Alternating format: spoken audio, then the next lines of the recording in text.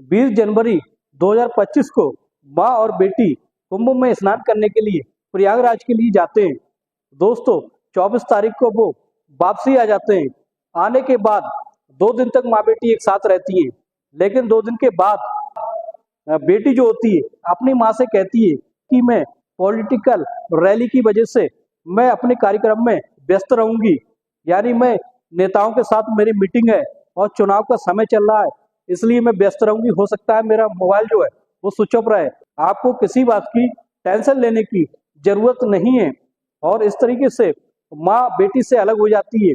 माँ जो बेटी से लगभग 50 किलोमीटर की दूरी पर रहती थी, दोस्तों फिर क्या होता है, अगले दिन माँ के पास एक फोन आता है। फोन ऐसा आता है कि माँ के रोंगटे खड़े हो जाते हैं और खबर मिलती है कि उनकी बेटी का किसी ने कत्ल कर दिया है। दोस्तों जैसे ये बात उसकी माँ को पता चलती है, पता होने के बाद ये बात जो होती है सोशल मीडिया के माध्यम से चारों तरफ फैल जाती है। जैसे उस लड़की की हत्या हो जाती है। वो लड़की कोई और नहीं होती बल्कि एक कांग्रेस की नेता होती है। दोस्तों इस घटना की सच्चाई को जानते हैं। आइए, नमस्कार दोस्तों, क्राइम स्टोरी में आपका स्वागत है। मैं अक्षर सिद्दीकी। अगर आपने हमारे चैनल को सब्सक्राइब नहीं किया तो सब्सक्राइब जरूर कर लें ताकि हमारा मोटिवेशन बना रहे। दोस्तों ये सच्ची घटना हम आपको बताने जा रहे हैं।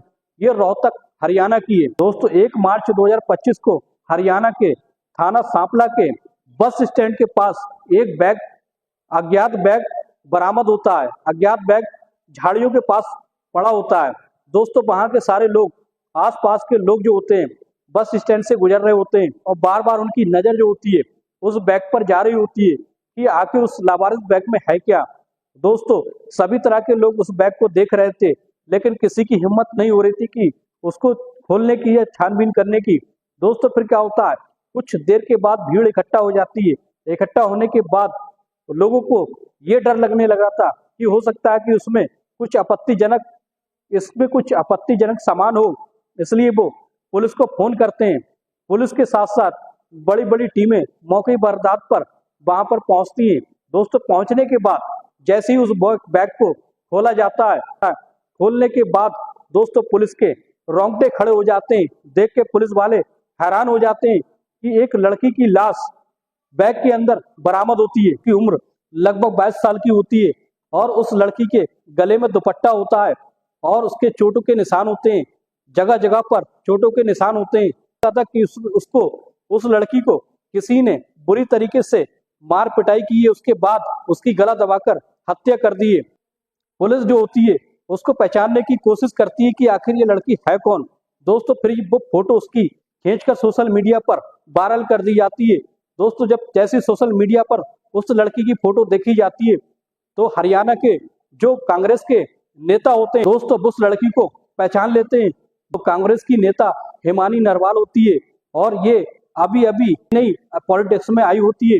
इसके संबंध जो होते हैं हरियाणा के दीपेंद्र हुड्डा जो कांग्रेस के नेता हैं उनके साथ उसका काफी उठना बैठना होता है। वो हर जगह हर रैलियों में उनके साथ दिखाई देती थी।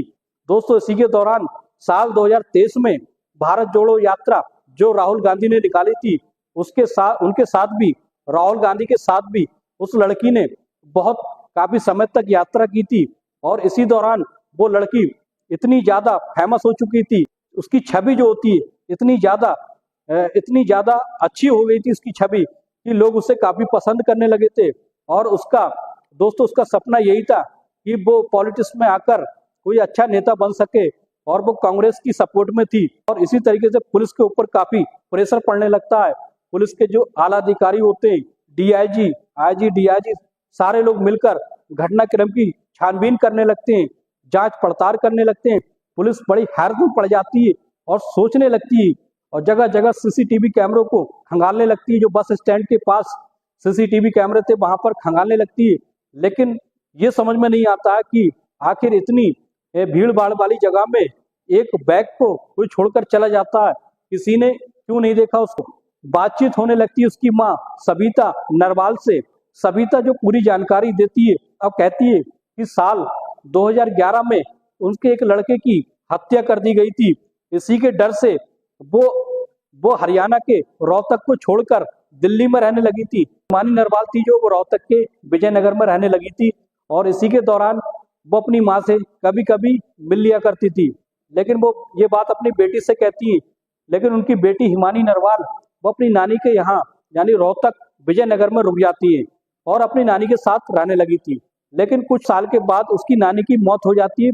अब तो हिमानी नरवाल जो होती है वो अकेली अपनी नानी के घर पर रह रही होती है।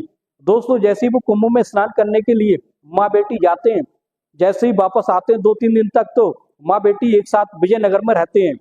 उसके बाद उसकी माँ जो होती है बीएसएफ कैंप में जाने के लिए कहने लगती है। लेकिन उसकी बेटी हिमानी नरवाल कहती है कि माँ, तुम्हें घबराने की कोई जरूरत नहीं है। मैं यहाँ मेरी यहाँ पर पॉलिटिशियन की रैली चल रही है, यहाँ पर चुनाव का प्रचार चल रहा है, इसलिए हो सकता है कि मेरा मोबाइल स्विच ऑफ हो जाए या कोई और दिक्कत हो जाए, तुम्हें घबराने की कोई जरूरत नहीं है। इस समय इलेक्शन का समय है और मैं बड़े बड़े नेताओं के साथ पार्टियों में भाग लेने के लिए जा रही हूँ, इसलिए तुम्हें कोई घबराने की जरूरत नहीं है। दोस्तों, 1 मार्च को जब उन्हें पता चलता है कि उनकी बेटी की किसी ने हत्या कर दी है, तभी वो आकर पुलिस को सारी घटनाक्रम की जानकारी देती हैं। दोस्तों, इसी के बीच में पुलिस जो होती है, अब तो इतना प्रेशर पड़ने लगा था। हरियाणा के हरियाणा के बड़े बड़े पॉलिटिशियन होते हैं, वो जानने की कोशिश करते हैं कि आखिर हिमानी नरवाल को किसने मारा है। दोस्तों, कहते हैं ना कि जब कोई नया नया पॉलिटिशियन बनता है यानी उसके दुश्मन 1000 हो जाते हैं, क्योंकि वह हिमानी नरवाल जो होती है वो इतनी कम उम्र में बहुत ज्यादा लोकप्रिय हो चुकी थी। कितने लोग तो उन्हें चाहने लगे थे और कितने उनके दुश्मन बन चुके थे, उनके अपनी पार्टी के भी दुश्मन बन चुके थे। और हो सकता है कि उसके पार्टी के ही किसी लोगों ने उसकी हत्या कराई हो, लोगों ने किसी मकसद से उसकी हत्या की हो।